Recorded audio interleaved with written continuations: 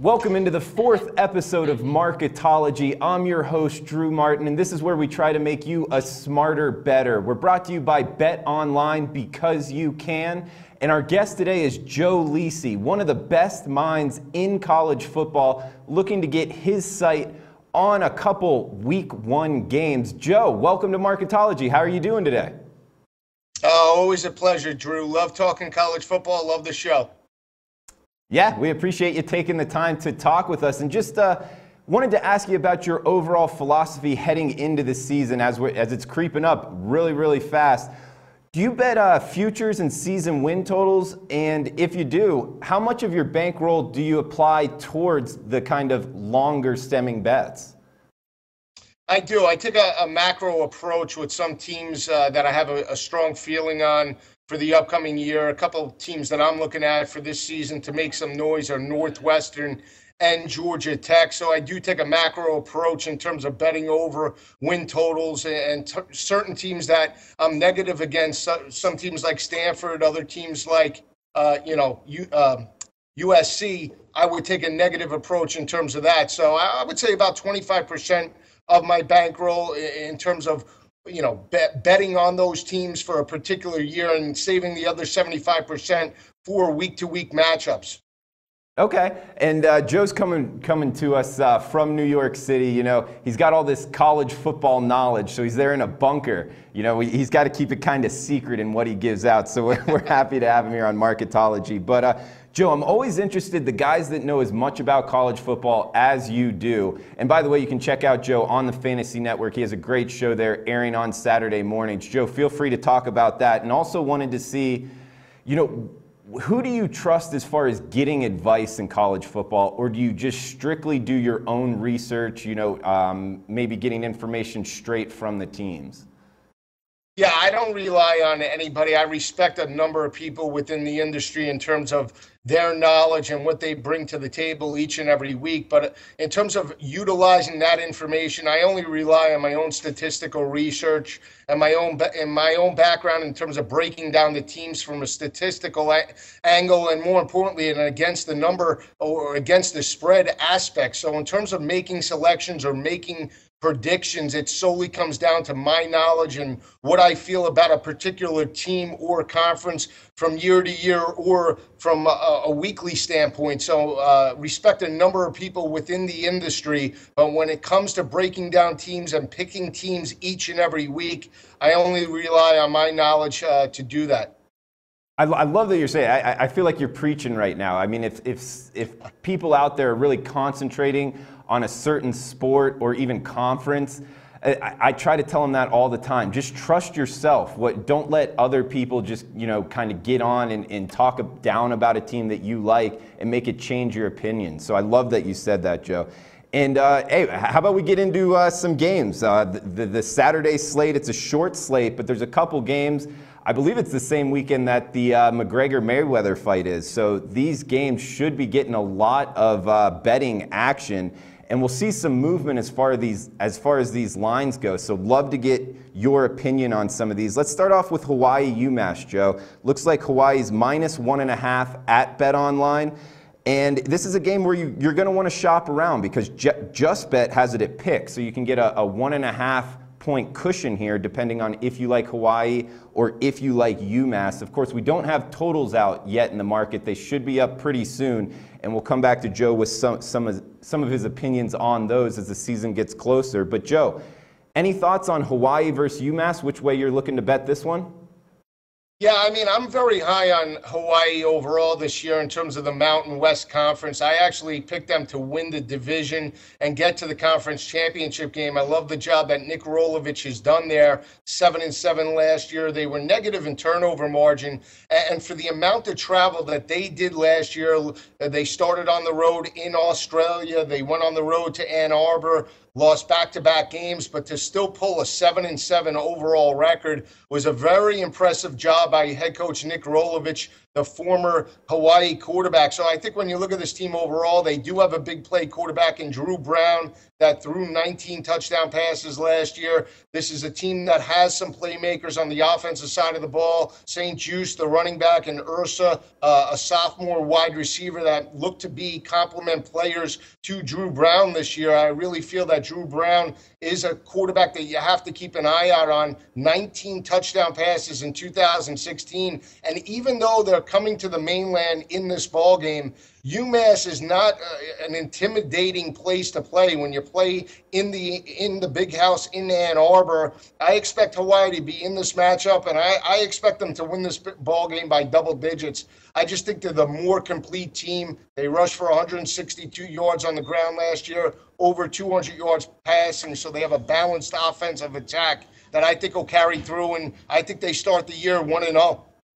Yeah, I'm with you, Joe. And you bring up they're traveling to the mainland, not only that, on the East Coast there in Massachusetts, but it is week 1. So as far as the long travel, it's something where you could kind of leave earlier, get used to the situation. So I don't put that as much into handicap, and I'm with you there. What about for UMass's side? Mark Whipple in his 4th year, he's got to kind of be on the hot seat here. They do only have 2 Power 5 teams on the schedule, so as far as getting some wins, I think they would succeed last year's total of, I believe they only went 2-10. Are you with me on that, and how do you feel about UMass going forward? Yeah, they played very well last year. I think this is a team that obviously, was out of conference last year as an independent, and they struggled, but they played some very solid teams.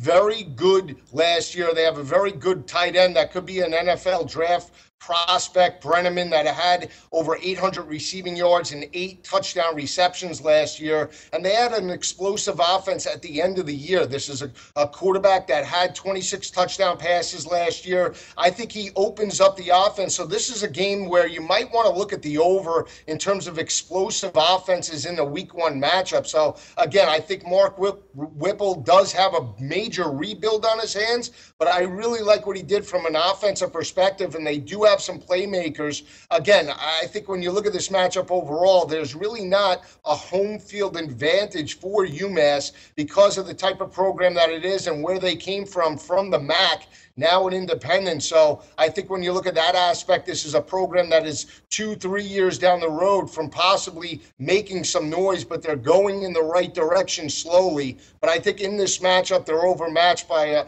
a more complete team in Hawaii. Yeah, and you brought up the quarterback situation. I believe their name's Andrew Ford, and also the backup, Ross Comas. He's kind of a dual threat guy. So I like that quarterback philosophy, and towards the end of the season, they may be a better team to bet on. But I'm with you. Hawaii is the team to look at in that one. Another one for you. USF versus San Jose State on the same weekend. BetOnline opens USF minus 21. Now it's minus 19. So we got some movement here towards the San Jose State side. Do you agree with this move, Joe? Yeah, I do. They have a new head coach in Brennan. He's a young head coach. He's got 16 returning starters coming back, 8 on offense, 8 on defense. The one thing I like, they're going to have to replace their quarterback, Kenny Potter. That's a major concern for this team. But I think if you're going to pick San Jose State in any ball game this year, I think it is the week 1 matchup against South Florida and new head coach Charlie Strong. The one thing about San Jose State over the last couple of years is that their secondary is very experienced. Last year, they only allowed 186 passing yards per game. 2 years ago, they were the second-ranked statistical passing defense in FBS. They only allowed 156 passing yards to opposing offenses. I think this is a critical matchup for South Florida. Now, South Florida is loaded on the offensive side of the ball with quarterback Quentin Flowers. He did throw for 24 touchdown passes last year. He rushed for 18 touchdowns on the ground. He was a 1,500-yard rusher and one of the most dynamic athletic quarterbacks in college football. You're talking about a team in South Florida last year that was 11-2 overall, and in 12 of the 13 games rushed for over 200 yards on the ground. ground. The only game that South Florida did not rush for over 200 was in the loss to Temple. They averaged 162 yards on the ground in that ball game. But it is a new head coach in Charlie Strong. I think he's the right guy for that job, but I think you can see some inconsistency with the coaching change, especially in week number 1, and they're laying 20 points on the road. I like San Jose State to keep this game close. South Florida wins, but San Jose State covers. Interesting breakdown there, Joe. I mean, even Quentin Flowers and all the talent he's got, and USF really on the offensive side, taking the underdog. I don't mind that at all. What about, just to kind of poke a couple holes in this, looks like what, San Jose State is going with a JUCO quarterback that redshirted last year with a new OC and a new head coach. Do you see any issues there as far as getting the offense going week 1 against the USF defense? Anytime you have a new offensive coordinator, you're always seeing the game through a different set of eyes, Drew. And I've always said this. When you have a new coordinator, no matter what the team, and I even think Alabama could struggle with Brian Dable at the helm, you're seeing the game through a new set of eyes. So you need to understand that that coordinator has to understand how that talent responds in game situations. He has to call a game plan around that talent. And more importantly, that new coordinator might be either less or more aggressive than his predecessor, and you might get inconsistency that sometimes could last a whole season. But here, when you have a young head coach with a team that does have 16 returning starters that are mostly juniors and seniors, they respond a lot quicker than young, inexperienced freshmen and sophomores. And that's what I think when I look at the defensive side of the ball for San Jose State, a veteran secondary going up against Quentin Flowers. Keep in mind that leading rusher Marlon Mack with Flowers is gone. He moved on to the NFL, so that could be a blow to Charlie Strong and the offensive staff for South Florida. Yeah, good point with them losing Mack. All right, let's do another one here. Rice Stanford in Sydney, Australia. BetOnline opens this Stanford minus 35, bet down to minus 31. Are you with this move? Do you trust the Rice Owls to stay within, what, 31 points? Yeah, I do. Here's what I look at when I look at this matchup overall. Stanford played Rice late last year in Palo Alto and won that ball game 41-17. They won by 24 points. It was late in the year. Christian McCaffrey and the crew, they dominated that matchup physicality perspective on the offense and defensive lines. Now McCaffrey's gone. That accounted for 59% of the yardage production and, more importantly, 65% of the rushing touchdown production in 2016. They give way to Bryce Love, who is not the same type of running back as Christian McCaffrey between the tackles. You're looking at a quarterback situation in Stanford that only passed for 2 games last year, over 200 yards.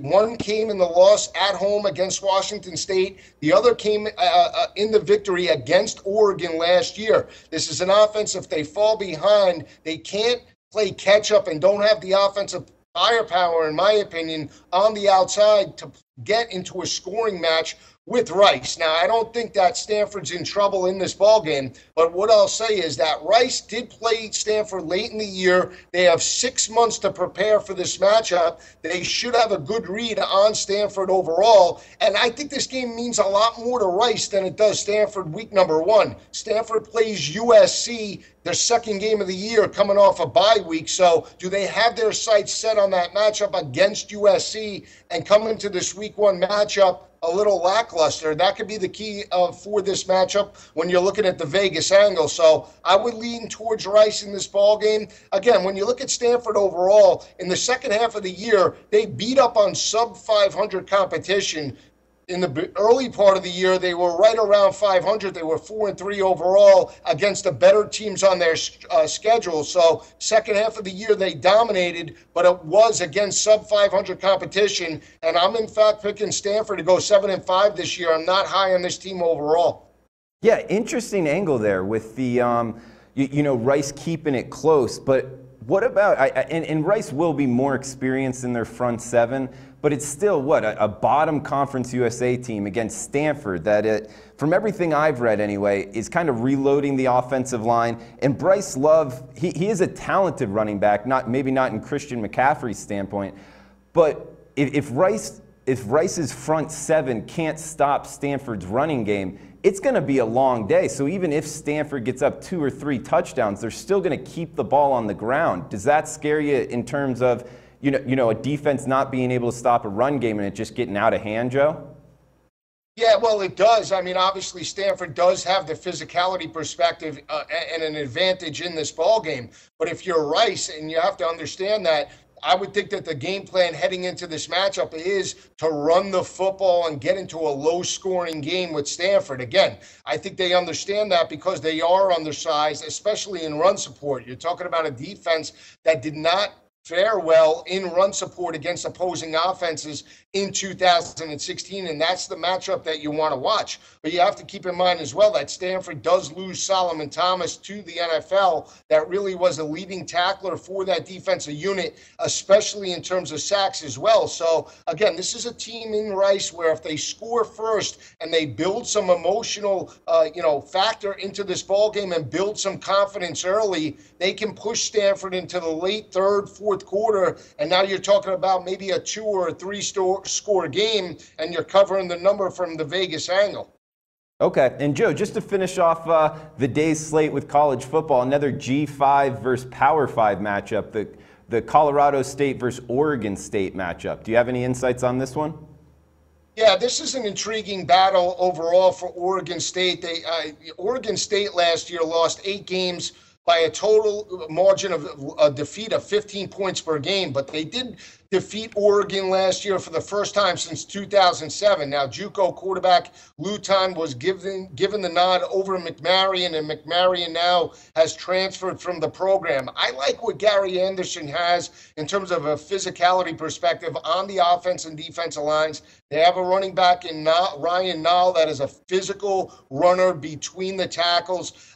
Granted, I think Colorado State does have the speed factor heading into this matchup. They do have 2 big play running backs in Edwards and Dawkins, and they have a big play wide receiver in Michael Gallup, along with Nick Stevens, their quarterback, that threw 19 touchdown passes, only 5 interceptions last year. And I like Mike Bobo as coach. Key statistic for Colorado State: every time they rushed for over 200 yards, they were 7-0 in those ball games. But on the back end, every time they gave up 200 yards, they did not fare well against rushing teams. They were 2-6 in those ball games. So physical offensive lines gave Colorado State some problems. When you look at Oregon State, they're going to look to run the football between the tackles.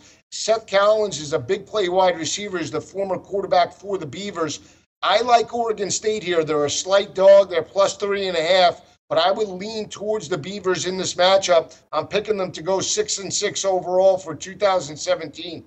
Interesting. Okay, so take the field goal plus the hook there with the Oregon State Beavers, according to Joe. And Joe, I think that wraps it up as far as the first day of college football. So, hey, we appreciate you joining Marketology. Look to have you on in the future as well. Obviously, you know your stuff, and good luck this season. Where can the watchers find you? Yeah, they can find me on Twitter at GoForThe2. They can go to my website, GoForThe2.com, and they can follow the radio show on Fantasy Sports Radio Network, FNTSY.com/radio.